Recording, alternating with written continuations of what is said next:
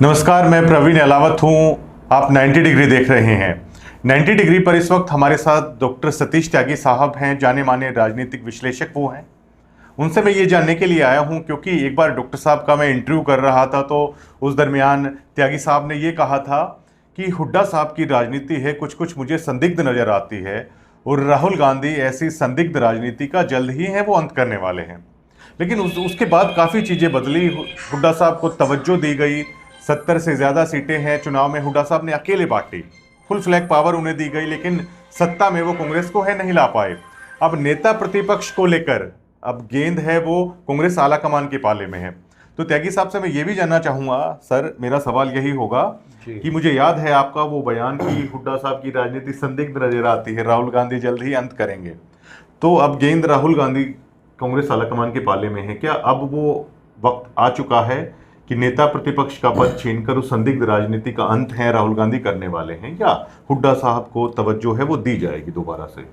देखिए, राजनीति ये हालात पर निर्भर करती है। जब मैंने आपसे कहा था कि वो राजनीति उनकी डाउटफुल है और राहुल गांधी उस तरह की राजनीति नहीं चाहते, शायद उसका अंत कर देंगे, तब स्थितियाँ कुछ और रही होंगी। उस समय भूपेंद्र सिंह हुड्डा के बारे में आम चर्चा ये थी कि वो अपनी पार्टी बना सकते हैं। आम चर्चा ये भी थी कि वो कांग्रेस हाईकमान पर दबाव डाल के अपनी बातें मान लेते हैं और राहुल गांधी मजबूरी में उनको मान लेते हैं। राहुल गांधी का स्वभाव ऐसा है कि वो डिक्टेट नहीं होना चाहते किसी से भी, और यहाँ डिक्टेशन बहुत ज़्यादा थी। ना केवल हुड्डा साहब बल्कि कमलनाथ, अशोक गहलोत, जितने भी क्षत्रप हैं वो सभी डिक्टेट कर रहे थे। धीरे धीरे उन लोगों से तो मुक्ति पा ली उन्होंने। आज कमलनाथ भी नहीं है, अशोक गहलोत सिर्फ इसलिए एक ओबीसी चेहरा चाहिए तो चल रहा है वो। और ये स्थिति भूपेंद्र सिंह हुड्डा की थी। वो एक नई किस्म की कांग्रेस चाहते थे, अभी भी चाहते हैं। एक ऐसी कांग्रेस जिस पर उनका नियंत्रण हो पूरा, और जिसमें क्षत्रप इतने डोमिनेंट ना हो जाएं कि उनकी बातों को चलने ही ना दें। तो उस समय जो मैंने कहा था वो मुझे अभी भी काफ़ी हद तक सही नज़र आ रहा है, लेकिन हालात अभी भी ऐसे नहीं है कि राहुल गांधी कोई मनचाहा निर्णय ले लें। चूँकि हुड्डा साहब के साथ में 30 के लगभग विधायक आज भी हैं, और 30 विधायकों के नेता को आप पूरी तरह से खारिज कर दें ये भी संभव नहीं है। और जब जहाँ दूसरा गुट है उसकी अपनी कोई ऐसी कोई लोकप्रियता तो है नहीं, शैलजा की या रणदीप की। वो ठीक है, राजनीतिक तकाज़ों के तहत उनको एडजस्ट करना पड़ता है। जैसे कुमारी शैलजा दलित लीडर हैं, दलित वोट बैंक चाहिए, तो इसलिए उतना ही महत्व है उनका। और रणदीप का तो खैर वो उस तरह का भी नहीं है। लेकिन इस समय अब जो परिणाम लेके जो सीटें लेके बैठे हैं हुड्डा साहब, 30 सीटें, ये उनकी राजनीतिक पूंजी आज की तारीख में सिर्फ यही है। अब इस पे उन्होंने ये सिद्ध करना है कि या तो वो खुद कांग्रेस के विपक्ष के नेता बनते हैं, ठीक है, या किसी ऐसे आदमी को जो उनकी पसंद का हो। और अगर राहुल गांधी, और वो ये भी चाहेंगे साथ में, जैसा उनका स्वभाव है कि प्रदेश कांग्रेस का अध्यक्ष भी दूसरे गुट से ना हो, उन्हीं का हो। एक मोनोपोलाइजेशन जो है ना उनका पार्ट होता है, हर नेता में होता है। अब राहुल गांधी अगर इन दोनों शर्तों को मान लेंगे तो एक गलत मैसेज ये जाएगा कि वो अभी भी हुड्डा साहब के प्रभाव से मुक्त नहीं हुए हैं।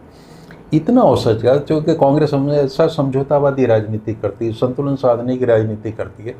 तो ये संभव है कि विधायकों का नेतृत्व हुड्डा साहब को ना दे के उन्हीं के किसी सिफारिशी को दे दिया जाए और प्रदेश अध्यक्ष का पद दूसरे गुट को दे दिया जाए। ये स्थिति मुझे आज की तारीख में लग रही है।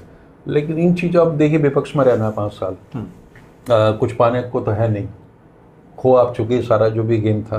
तो ऐसे में क्या होता है कि जो गुटों की लड़ाई है ना वो थोड़ी मंद पड़ जाती धीरे धीरे। अब ये दोबारा से एक्टिव होगी 27-28 में जाके। अभी 2-2.5 साल तो लोग आराम से रहेंगे।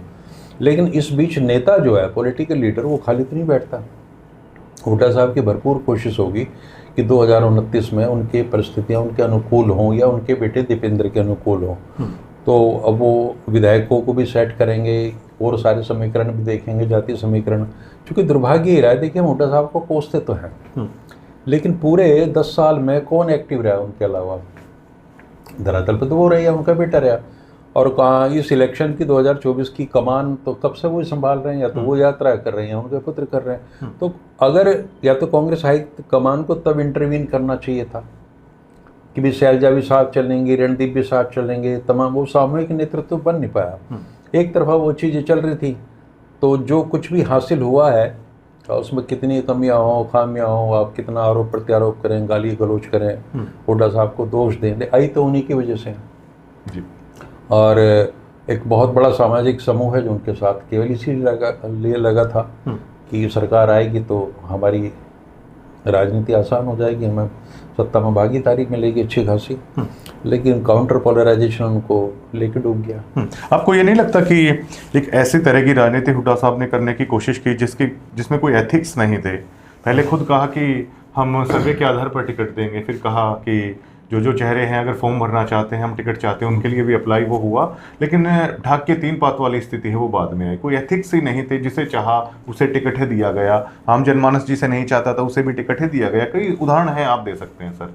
तो क्या ये जन भावनाएं समझने में भूल की हुड्डा साहब ने? या कुछ लोग ये भी कहते हैं मिली भगत है, संदिग्ध है ये राजनीति, अमित शाह के प्रेशर से है ये सब कुछ हुआ है? सारी चीज़ें हैं और सारी चीज़ें नहीं भी हैं जी, दोनों स्थितियाँ हैं, ये मानने पर डिपेंड करेगा। और हुड्डा साहब अगर ये चाह रहे थे कि उनके गुट को ज़्यादा से ज़्यादा टिकट मिले, तो इसमें भी गलत क्या है? अब कोई राजनीति में इतना उदार तो होता नहीं कि नहीं भाई आप भी ले जाओ यार, ये तो नहीं चलता। जहाँ तक एथिक्स का सवाल है राजनीति का, मैं एथिक्स का कोई महत्व किसी दौर में रहा होगा, लेकिन अब इन चीज़ों का कोई मतलब नहीं है। नेता आज क्या कहता है, सुबह क्या कहता है, शाम को क्या कहेगा, ये वो डिपेंड करता है सिचुएशन के अनुसार। तो उनकी ये कोशिश थी कि ज़्यादा से ज़्यादा टिकट उनके लोगों को मिले। टिकटार्थी बहुत थे, तो उन्होंने उसका हल ये निकाला कि सिटिंग गेटिंग वाला फार्मूला, कि जो विधायक हैं उनको टिकट दे दिए जाए। और वो बहुत जोखिम भरा काम था, क्योंकि उनमें से कई विधायकों के खिलाफ बहुत ज़्यादा एंटी इनकम्बेंसी थी, लोग नहीं चाहते थे उनको, लेकिन अब फार्मूला बन गया तो उन्होंने लिया। तो अपने स्वार्थ में था, इसके जरिए कम से कम कितनी 30 सीट थी, 28 सीटें वो तो हो ही जाएंगी, 28 तो वो हो जाएंगी। बट वो ये या तो जोखिम नहीं उठा पाए, यही कह देते हाईकमान से कि ये 28 सीटों का आप अधिकार मुझे दे दो और मैं अपने ढंग से करूँगा चीज़ों को। अब क्या होता है कि नेता हर एक को थपकी देते रहते हैं, तुझे भी टिकट देंगे, तुझे भी देंगे, है ना।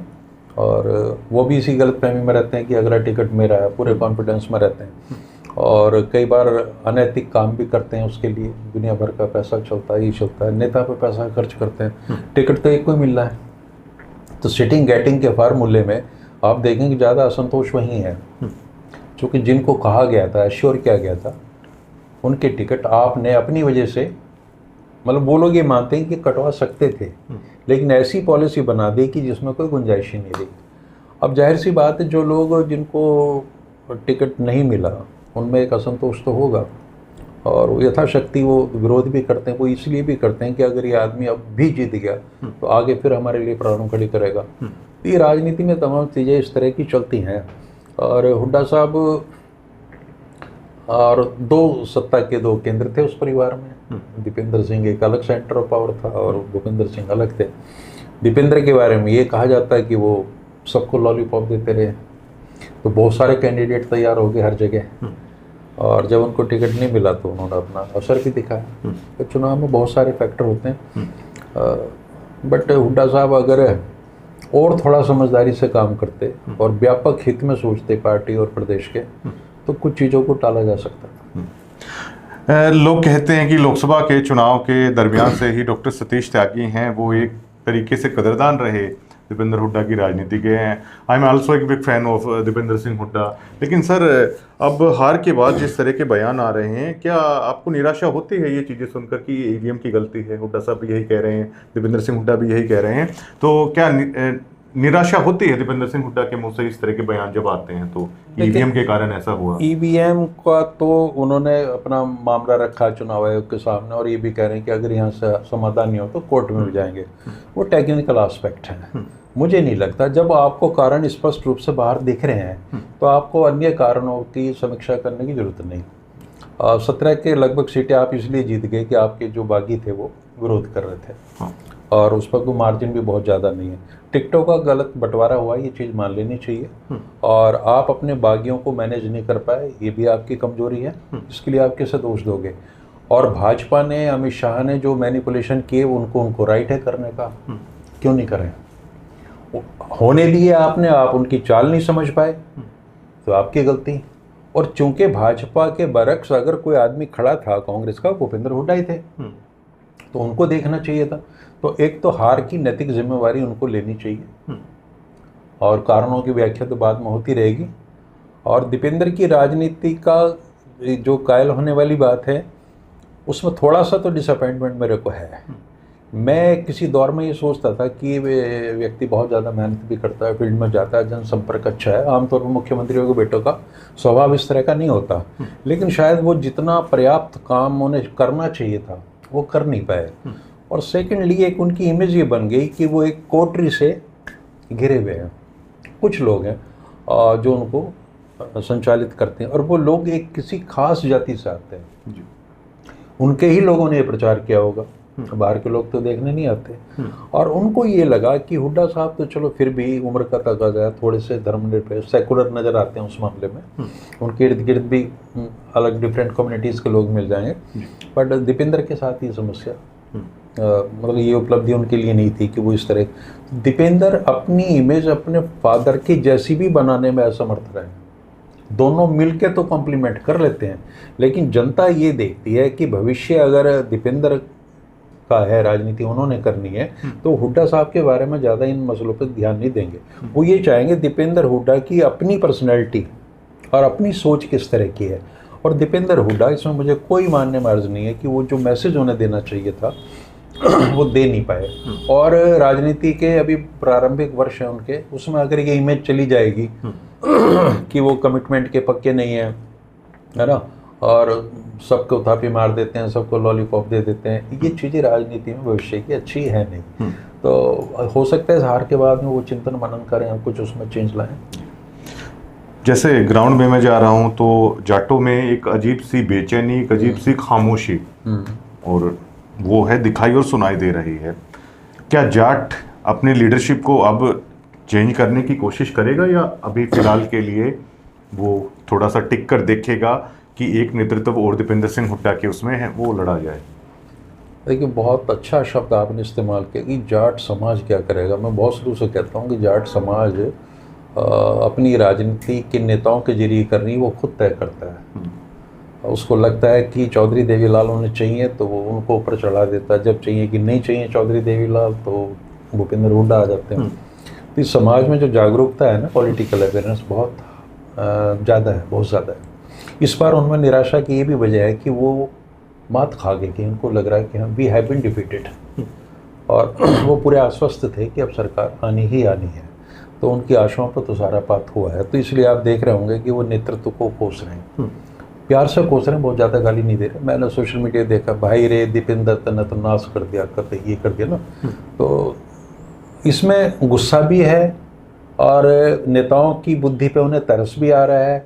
उन्हें ये भी लगता है कि बना बनाया खेल बिगाड़ दिया, बेवकूफ़ी की है, और नफरत भी नहीं कर सकते। मतलब एक उदासी है, एक आप कहीं भी देख लेना, दर्द है। और जब ऐसी स्थिति होती है तो फिर आप अपनों को गाली दोगे और किसे दोगे, जब जमा जमाया खेल बिगड़ जाए।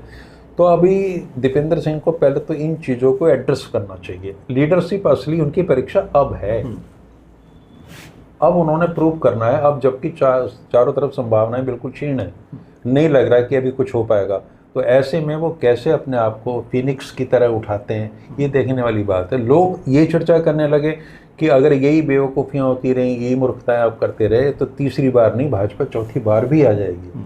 तो मुझे जो लग रहा है कि कांग्रेस का हाई कमान अब नॉन जाट पॉलिटिक्स करेगा, तो जाट का जो महत्व था हरियाणा की राजनीति में वो कम होगा। तो ऐसे में भाजपा तो बनाएगी नहीं। ऐसे में रास्ता ये है कि जो जाट समाज हमेशा से करता रहा है कि देखिए, चौधरी देवीलाल को उन्होंने लीडर माना, और देवीलाल मंगल सैन के साथ मिलके बीजेपी के 2 बार सरकार बनाई। चौधरी बंसीलाल के साथ भी है, उन्होंने भी बीजेपी के साथ मिलकर सरकार बनाई। तो जाट समाज ये चाहता है कि उनकी अपनी कोई ऐसी पार्टी हो। नेता तो उन्होंने देख लिया कि वहाँ डाउटफुल है। तो अब मुझे ये लग रहा है कि एक नया प्रयोग जाट समाज करेगा। इसके पास 2 ही ऑप्शन है, या तो वो बट जाए दोनों पार्टियों में। बीजेपी में भी काफ़ी आप देखिए, आप भिवानी के क्षेत्र में, जींद के क्षेत्र में बड़ा अच्छा समर्थन, सोनीपत, पानीपत, हाँ, तो या तो दोनों में बट जाए, और वो बटेगा तब जब कांग्रेस एक संतुलन से साधेगी सारी चीज़ों में, कि कांग्रेस की को अन्य समाजों को भी साथ में लेना भाजपा को भी है। भाजपा के सामने बड़ी चुनौती है। अगर वो जाट को महत्व देंगे तो वापसी हो सकती है उस वर्ग की। तो बहुत प्रॉब्लमेटिक सिचुएशन है इस समय हरियाणा में, कि अब जातियों का संतुलन साधना राजनीतिक दलों के लिए बहुत मुश्किल हो रहा है। और ऐसे में अगर दीपेंद्र सिंह हुड्डा, चूंकि अभी तो लीडरशिप उन्हीं के पास है, तो उनको बड़े पैमाने पे काम करना होगा, अपनी क्रेडिबिलिटी बहाल करनी पड़ेगी, और कुछ जगहों पर उन्हें माफ़ी भी मांगनी पड़ेगी। तो बहुत चैलेंजिंग सा है, इतना आसान नहीं है, बट रहना राजनीति तो ये चीज़ें करनी पड़ेंगी। बहुत बहुत शुक्रिया सर, धन्यवाद। डॉक्टर सतीश त्यागी साहब थे, जो फिलहाल का जो सिनेरियो चल रहा है पॉलिटिक्स का, इस परिणाम आने के बाद है, उन पर हमने एक ये चर्चा है वो की है। और डॉक्टर सतीश त्यागी साहब हमेशा अपनी बेबाक टिप्पणी के लिए जाने जाते हैं, वो इस इंटरव्यू के दरमियान भी है, वो आपको देखने को मिलेगी। फिलहाल के लिए शुक्रिया।